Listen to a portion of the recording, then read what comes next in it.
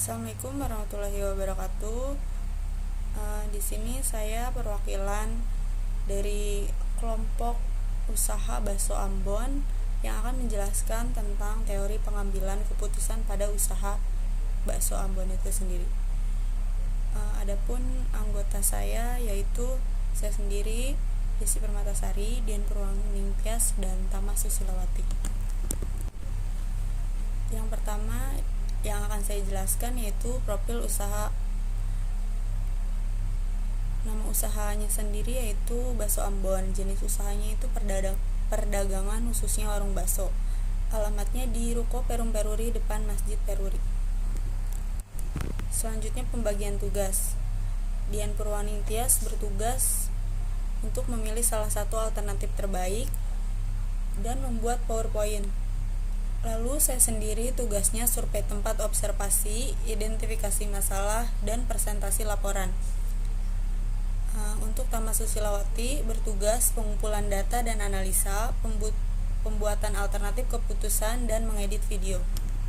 Yang selanjutnya tujuan. Adapun tujuan dari presentasi ini adalah untuk mengetahui yang pertama diagnosis permasalahan, yang kedua pembuatan alternatif keputusan, yang ketiga melakukan analisis pengambilan keputusan dalam kondisi, 4 pengambilan keputusan dalam kondisi beresiko dari profil usaha KWKU yang kami pilih. Selanjutnya identifikasi masalah. Yang pertama pengamatan lingkungan internal. Kekuatannya itu ada di cita rasa yang dapat bersaing citra merek yang sudah terkenal. Jadi Bakso Ambon ini udah cukup terkenal di daerah Karawang, khususnya di perumahan Peruri tersebut. Kelemahan strategisnya yaitu lokasi yang kurang strategis.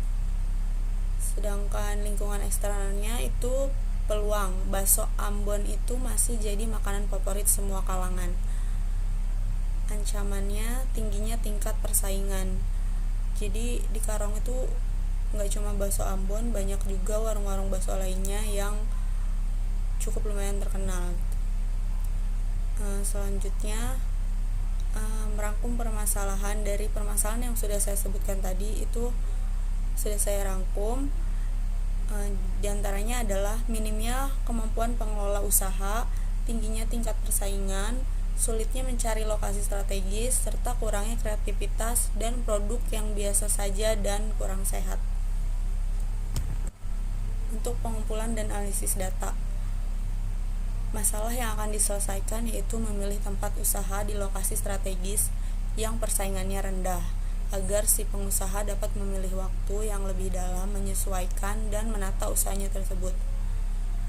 Tujuan pengambilan keputusan, lokasi adalah kunci dalam hal usaha ini. Karena itu dipastikan lokasi yang dipilih merupakan lokasi yang strategis.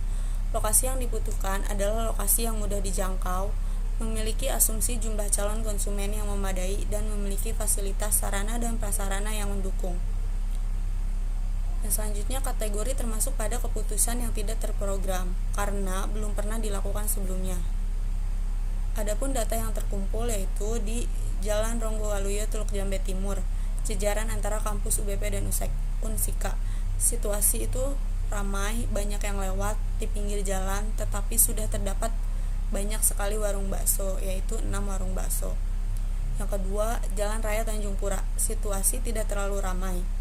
Ada beberapa warung bakso yang sudah buka, yaitu 2 warung bakso. Yang ketiga yaitu daerah Karangpawitan. Cukup ramai, pusat kota, banyak dilalui oleh anak sekolah, tetapi terdapat 4 warung bakso. Yang terakhir yaitu Perum Peruri.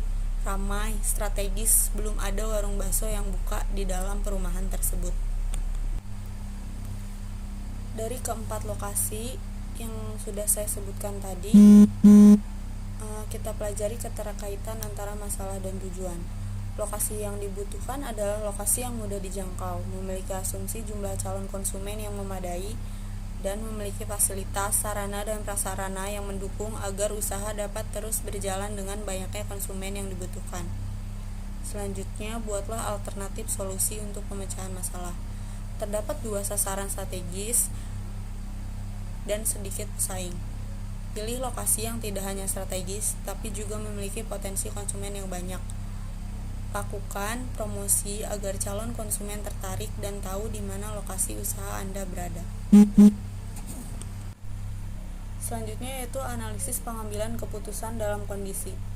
Pengambilan keputusan dalam kondisi beresiko. Identifikasi data yang dimiliki sesuai dengan pengambilan keputusan dalam kondisi beresiko. Pengambilan keputusan dalam kondisi beresiko harus ada informasi mengenai probabilitas yang dimiliki setiap outcome. Sedangkan data yang saya miliki tidak diketahui beberapa probabilitas saat restoran ramai maupun probabilitas saat restoran sepi. Analisis. Tidak saya analisis. Keputusannya, saya tidak menggunakan metode pengambilan keputusan dalam kondisi beresiko karena tidak sesuai dengan data yang saya miliki. Yang kedua, pengambilan keputusan dalam kondisi tidak pasti. Identifikasi data yang dimiliki sesuai dengan pengambilan keputusan dalam kondisi tidak pasti. Pengambilan keputusan dalam kondisi tidak pasti tidak memerlukan informasi mengenai probabilitas. Saya tidak tahu hari ini restoran akan ramai atau sepi karena bergantung pada kondisi cuaca cerah atau tidak, tanggal awal bulan atau akhir bulan, dan lain sebagainya. Analisis. Saya analisis data. Saya menggunakan pengambilan keputusan dalam kondisi tidak pasti. Di sini ada tabel alternatif lokasi, yaitu ada di daerahnya tuh Perum Peruri, Teluk Jambe sama Karangpawitan. Di situ juga ada kondisi ramai, kondisi sepi, sama nilai maksimum. Di sini saya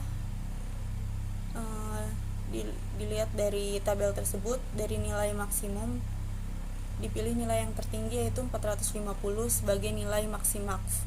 Karena nilai tersebut menggambarkan jumlah customer yang datang pada warung bakso tertinggi dan alternatif lokasi yang tersedia. Selanjutnya maksimin. Dari nilai minimum tersebut dipilih nilai yang tertinggi yaitu 250 sebagai nilai maksimin. Keputusan tersebut lebih bersifat konservatif karena alternatif yang masuk dalam pertimbangan hanyalah hasil-hasil terburuk yang mungkin terjadi. Lalu pada tabel selanjutnya di situ ada kondisi ramai dan kondisi sepi. Karena dalam contoh tersebut terdapat dua kondisi dasar, yaitu kondisi ramai dan kondisi sepi, maka diberikan bobot yang sama yaitu 0,5 untuk setiap kondisi dasar yang ada. Kemudian bobot tersebut dikalikan dengan hasil dari setiap alternatif keputusan. Keputusan yang dipilih adalah yang memberikan nilai tertimbang yang maksimum atau tertinggi. Untuk daerah Perum Peruri sendiri itu 0,5 dikali 450 ditambah 0,5 dikali 175 sama dengan 312,5. Untuk jalan Ronggowaluyo Teluk Jambe Timur 0,5 dikali 300 ditambah 0,5 dikali 250 yaitu 100. Untuk daerah Karangpawitan yaitu 0,5 dikali 325 ditambah 0,5 dikali 95 yaitu hasilnya 210. Maka berdasarkan hasil perhitungan di atas, nilai tertimbang maksimum adalah Perum Peruri, sehingga Perum Peruri yang dipilih sebagai alternatif investasi yang paling menguntungkan. Selanjutnya yaitu perhitungan minimax regret. Untuk menggunakan kriteria minimax regret, pengambilan keputusan pertama-tama memiliki hasil maksimum dari setiap kondisi dasar. Dalam contoh di atas, hasil maksimum dalam kondisi yang ramai adalah 450 dan hasil maksimum dalam keadaan sepi adalah 250. Hasil-hasil yang lain dalam setiap keadaan kemudian dikurangkan dari jumlah nilai maksimum seperti ditunjukkan dalam perhitungan berikut. Kondisi ramai 450 dikurang 450 adalah 0. Selanjutnya 450 dikurang 300 sama dengan 150. 450 dikurang 325 sama dengan 125. Sedangkan kondisi sepi yaitu ada di 250 dikurang 175 yaitu 75, 250 dikurang 250 yaitu 0, dan 250 dikurang 95 sama dengan 155. Selanjutnya kesimpulan. Dari perhitungan yang sudah tadi saya jelaskan, saya mendapat keputusan yaitu dari hasil analisis yang saya lakukan, maka dapat diambil keputusan yaitu dalam kondisi ramai saya akan memilih Perum Paruri karena lebih menguntungkan dibanding lokasi lain. Dan dalam kondisi sepi saya akan memilih alternatif Jalan AS Ronggowaluyo Tuk Jambe Timur karena lebih menguntungkan dibanding lokasi lain. Demikian teori pengambilan keputusan pada usaha warung bakso Ambon. Mohon maaf bila ada kekurangan. Wassalamualaikum warahmatullahi wabarakatuh.